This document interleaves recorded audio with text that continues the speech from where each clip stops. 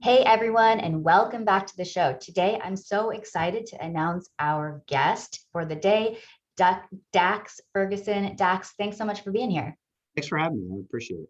Yeah, absolutely. We're very excited to hear about your expertise. Dax is the CEO of Heriton Construction and Consulting Services, and his firm specializes in due diligence and rehab of apartment complexes. And so there's so much there that I'm really excited to dive into. So, Dax, why don't you start us off by giving us some of your background, generally speaking, leading into real estate? Sure. So it's a crazy journey to get here. So went to college for theater of all things, and did sets and lighting and video. And my dream job out of college was to design performing arts theaters, and I got it, and designed them and built them, and got my first real taste for construction right out of college. Did that and then went to building home theaters, and I built them, Hollywood Hills. We were all over the place. People you would know. I did their theaters in their homes, and then after 9/11, I was in LA at the time doing that, and then came back to Texas, which is home for me.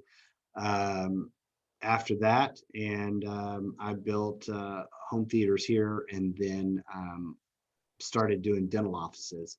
And then after dental offices and doing interiors for dental offices, I went into the roofing world, and then did roofing for a little bit. And then now got into home remodel, and then started Heritage with home remodels and dabbled in apartments.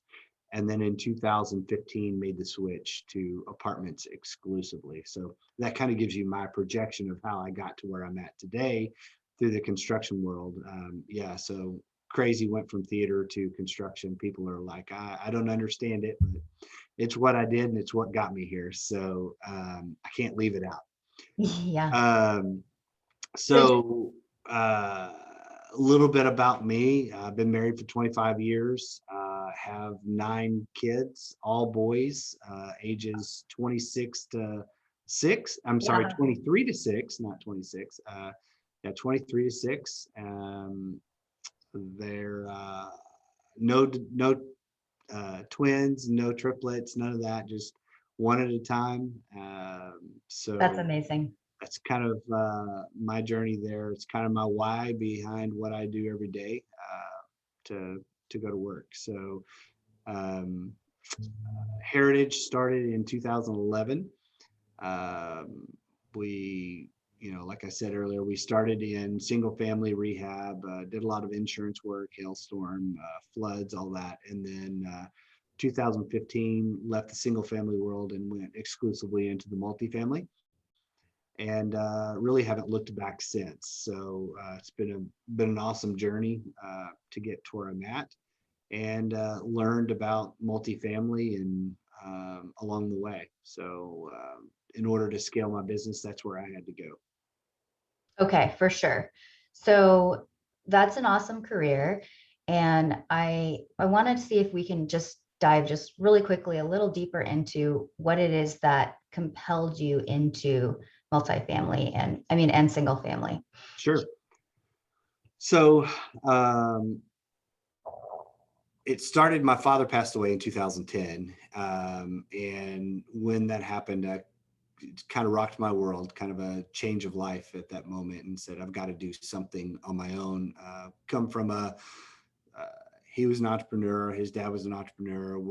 I come from a family of 5. All the boys were entrepreneurs, own our own business. So it's in my blood, if you will. And so at that point, I said, I've got to do something. And so I had some friends in the insurance world said, hey, why don't you look at rehab? You know, the construction piece. Why don't you look at rehab for single family? Because there's a lot of it right now. And so I that's what I did. I started looking into it. They started feeding me, customers and clients, and I'm like, okay, I got this. So I kind of went in from that angle. Out of, I wanted something different in my life. I wanted to be in more control.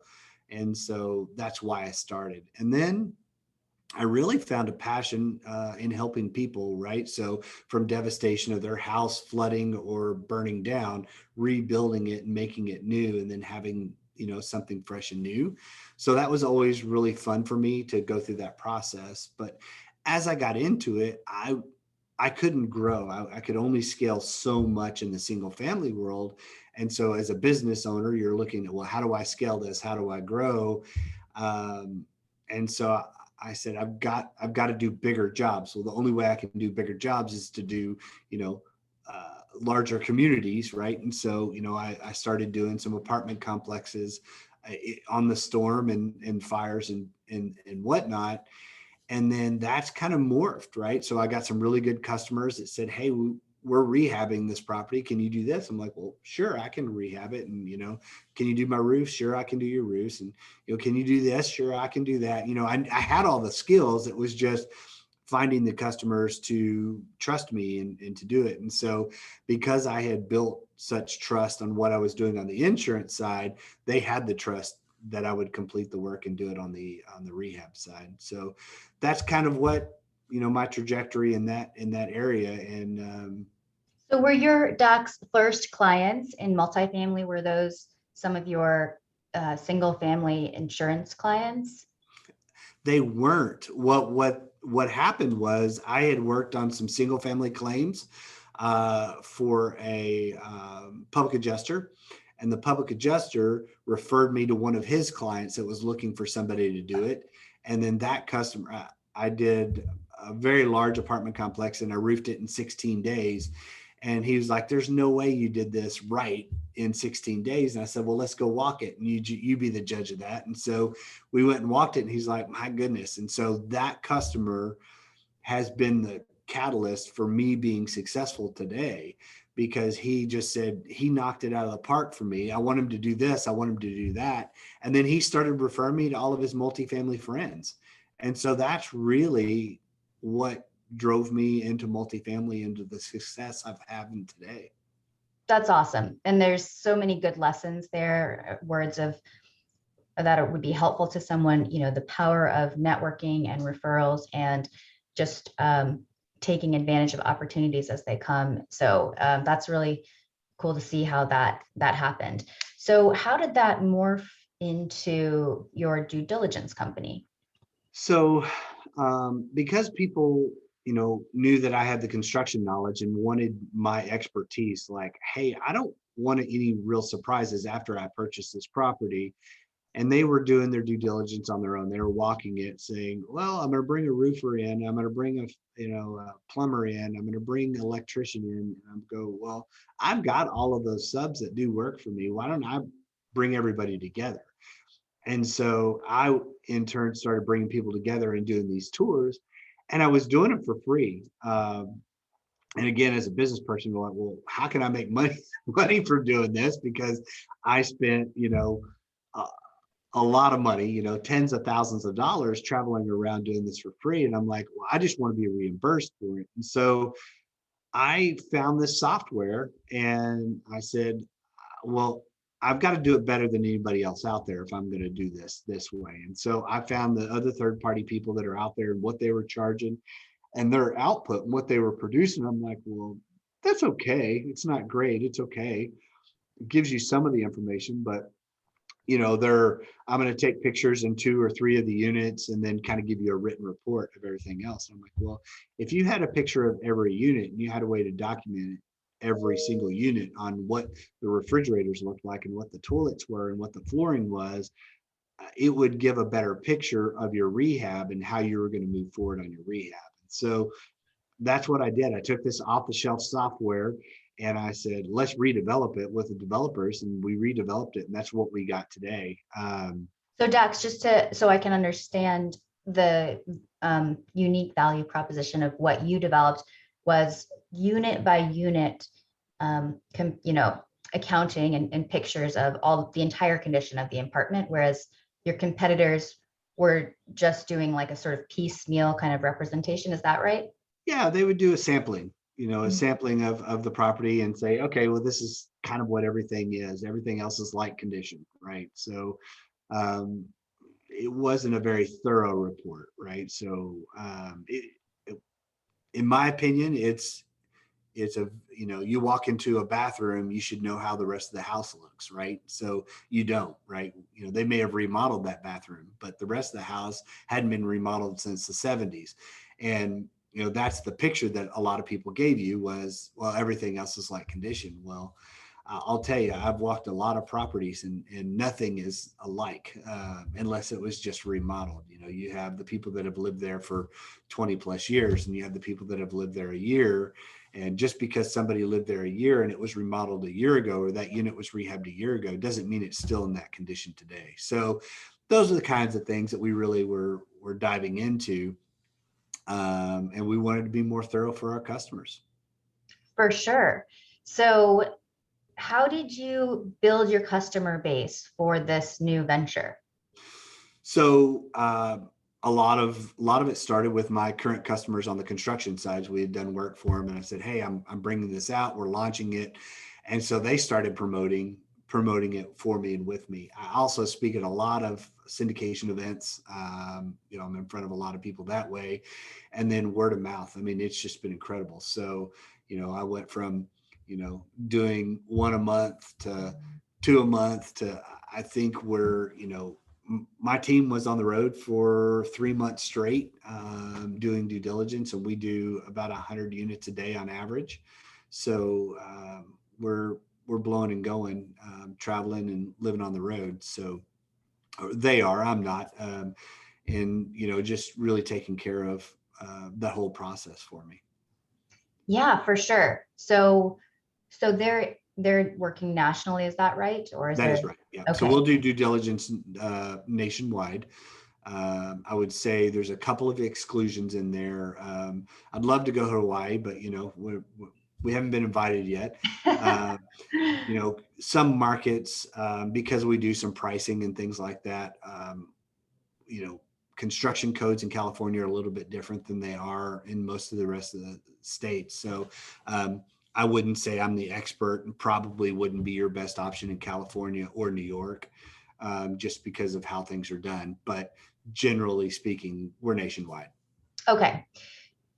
Interesting. So I'd love to just dive a little bit more into what else is included in your due diligence package. Sure. Just because we haven't had, a due diligence provider on the call and on the show yet, and it'd be great to just get an overview of what else is included in your product. Sure. So kind of your base package, right, is we take at least 40 pictures in each unit. So we take front door condition, flooring conditions, light conditions, HVAC, cabinets, countertops, plumbing conditions on the interior. So your faucets, your shower heads, your sinks, your toilets, and then, you know, blinds, you know, sheet if there are holes in the wall, the closet doors, you know, all the doors on the interior, your balcony rails, your balcony flooring, you know, all of that we look at, we take consideration of all of that. Wow. One of the That's very unique detailed. things is on your appliances. We take a picture of the interior and exterior of all your appliances. And on the interior, we take a picture of the tag, right? So you'll know make, model, serial number, all of that stuff on the tag. And where that comes, not so much in the due diligence, but post due diligence, you'll have the report. And if you have an issue, you'll know if it's still under warranty, who the manufacturer is, what the serial number is, so that you can call a warranty claim without having to walk into that customer's unit multiple times to get, you know, kind of the information you need.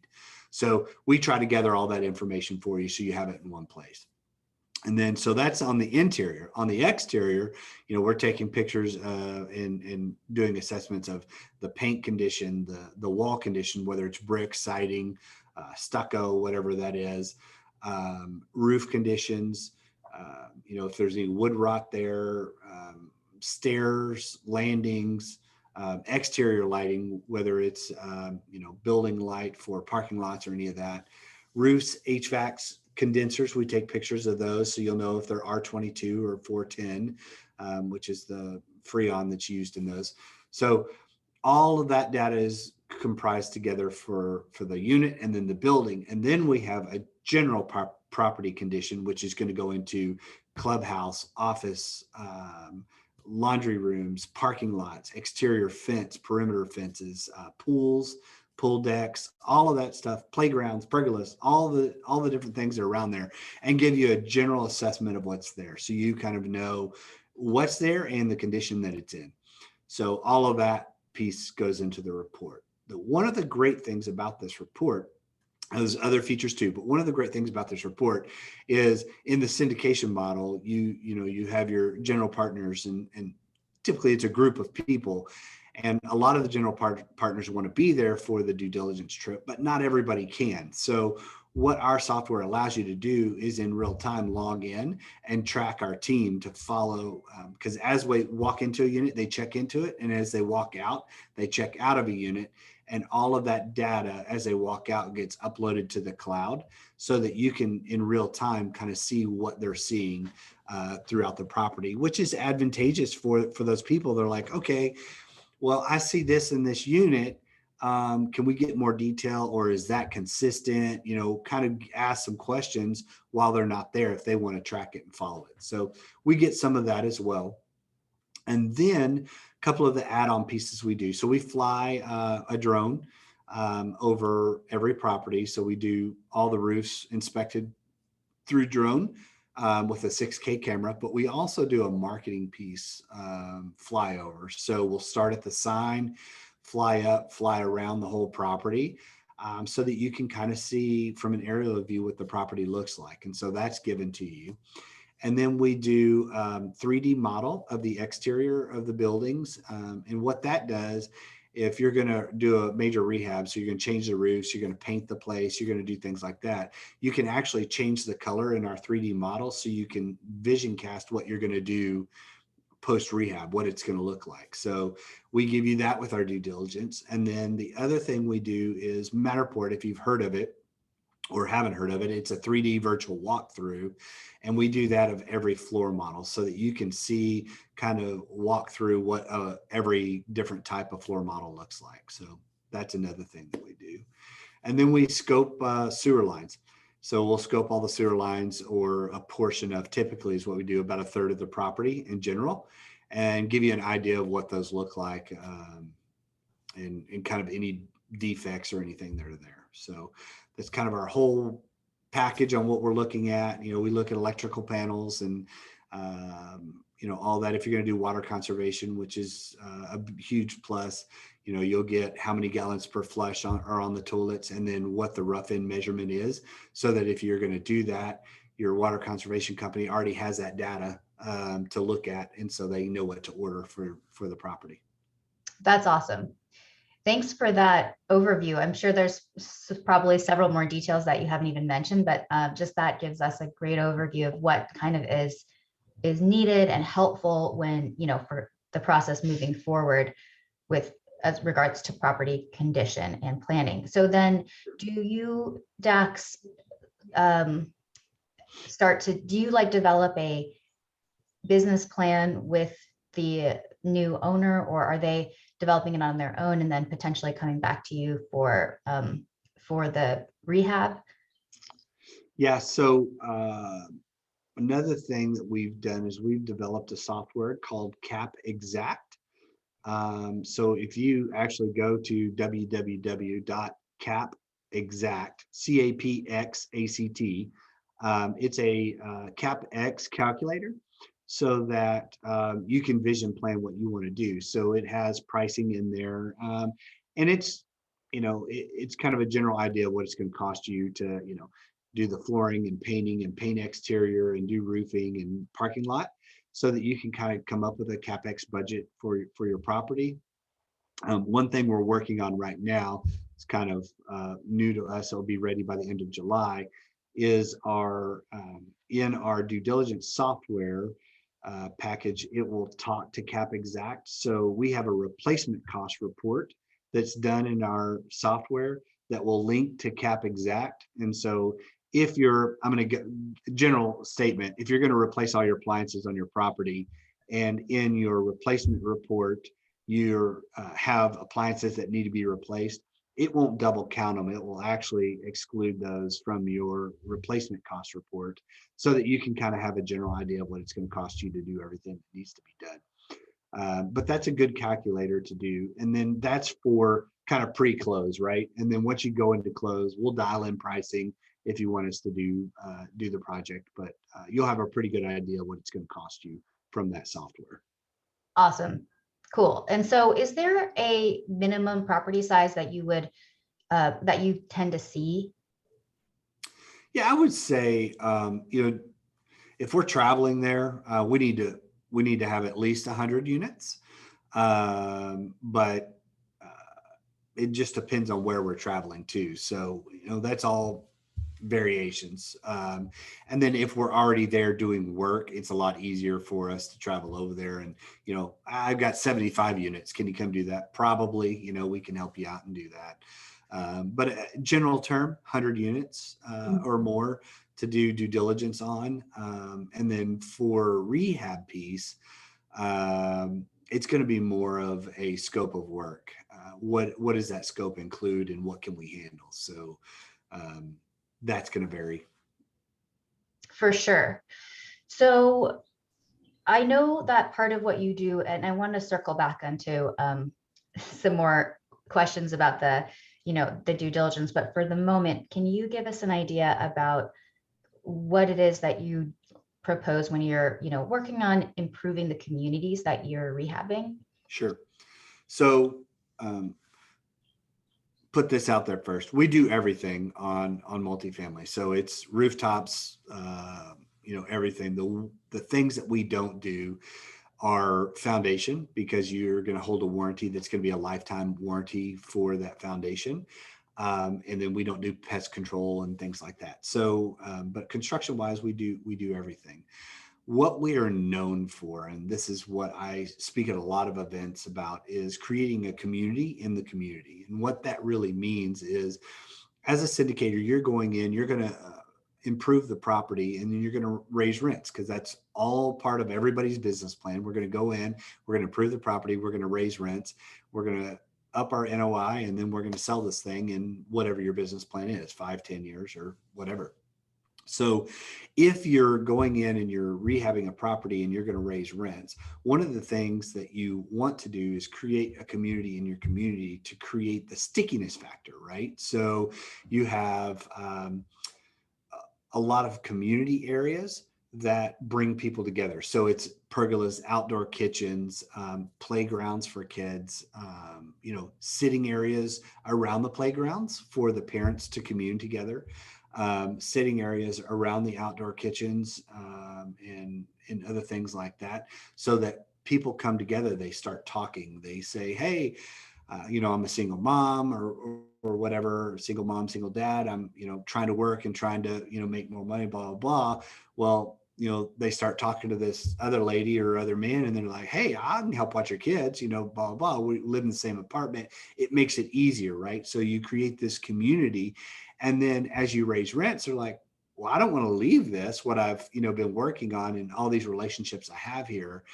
I'm just going to stay here and I'll pay the additional $50, $100 more a month, because I have somebody trusted that can watch my kids so I can go make more money.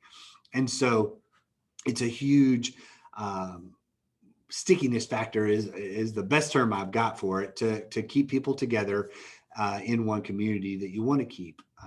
And so it really has, I've seen it work in so many different areas in creating this community. Another thing is, people, playgrounds. I don't want to add a playground. Playgrounds are expensive. There's no doubt playgrounds are expensive. But if you go to a property that doesn't have a playground or a lot of stuff for kids to do, idle hands create chaos is what I say. And so, I had a property in Atlanta where the kids were throwing rocks at the windows. It was like their pastime. And so, every other day there was a window that had to be replaced on the property because they were just throwing rocks. Well, the moment we put the playground up, I mean, it almost went away. There was virtually no more windows to replace because the kids stopped throwing rocks. They actually were engaged around a playground, and the parents were sitting out there watching their kids and just having a good time. So it changed the dynamic in that whole property just by adding the playground, and the money that they saved from replacing the windows and whatnot was huge. So that was a piece that I probably didn't realize until after I was in it and saw the effects of it and what it did for that community. To really say, hey guys, don't discount the kids, and don't forget about them, because they're going to cause chaos if you don't. Hmm. Yeah, totally. That makes so much sense. I mean, both from the sort of, uh, you know, expense reduction, and also, because there's lower turnover when people are happy where they're living. I mean, it's creating value, like in terms of people's lifestyle, to have these gathering places that you're speaking of, and playgrounds, et cetera. And then at the same time, it's allowing you to execute your business plan. So that's really cool to hear about. And thanks for going over that. I would love to also talk about any other sort of threads. I'm sure there's a lot, but if you can think of any other threads about mistakes you've seen people make with property renovations, or things that could go wrong or have gone wrong, or just any sort of threads that you could bring to light. Yeah, so over rehabbing a property is probably the worst mistake I've seen. Um, you go in with this grand idea that I'm going to change this from this property to this property, from a C class to an A class, right? You're like, well, that's not realistic. You're in a B, C area, right? So um, you have to be cautious of that. And I've seen people overdo it, spend, hundreds of thousands of dollars on a clubhouse that will never get used to its fullest. It makes the syndicator feel good, and it makes the investors feel good that, they have this beautiful property, but you'll never get your returns from it. And so that is one mistake that you see often. Another mistake I see is all the surprises in the lack of due diligence that people do, to where they come in, they're like, oh my gosh, I have a major plumbing issue or a major foundation issue, and I didn't prepare for it. And so now they're having to go back to their investors and go, hey, we've got to raise some more money because we have all of these issues we've got to take care of in order to get the place rehabbed. And so if you're not working with somebody that really knows what they're doing, and you're trying to do your own due diligence, then you may be missing out. And so that's a huge caution for me. And whether it's me or somebody else, just use somebody that is super knowledgeable, and don't try to do it yourself because you've done houses. Um, Going from houses to multifamily, it's a different beast, and there's a lot more to look at than there is in a house. And in housing, you rely on inspectors to come in and do that. There aren't inspectors like there are for houses for multifamily. You're doing, you know, you're hiring a third party like me, and it's a visual inspection, but you're not looking at rafters, you're not looking at this. You're bringing specialists in to do that. And so that's probably some of the biggest mistakes I've seen that you should be cautious of. And what would you recommend for um, uh, buildings, people who are looking at buildings under 100 units, in terms of, doing the inspection that you guys do? Yeah, you're just gonna it's gonna be more work for you, but you're going to bring together a group of specialists, foundation specialists, plumbing specialists, roofing roofing specialists, and you're going to coordinate a full walkthrough that day. And you're going to want to walk through every unit. And so whether it's through there's some softwares that are out there that are decent, that you can purchase or have access to, that will allow you to take some pictures and create some reports. But you're really going to have to walk it yourself, or walk it with a few trusted friends that are in the deal together, to get you the reports that you want.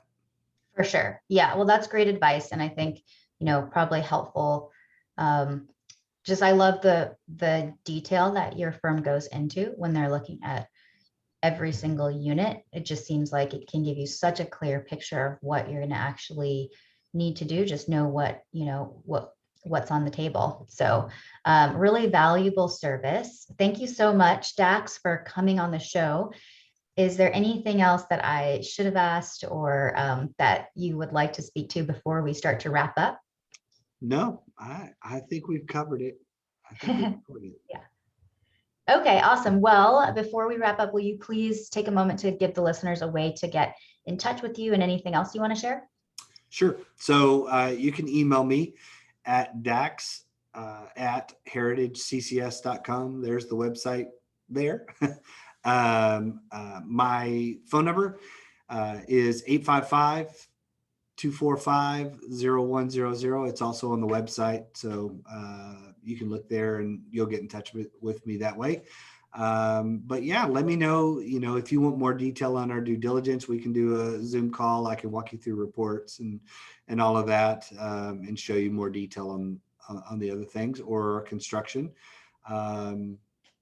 Go from there. I'll be in Miami at an event in end of July. So if anybody's in Miami, there's a multifamily investor network meeting there that I'll be speaking at and talking about all of this stuff as well.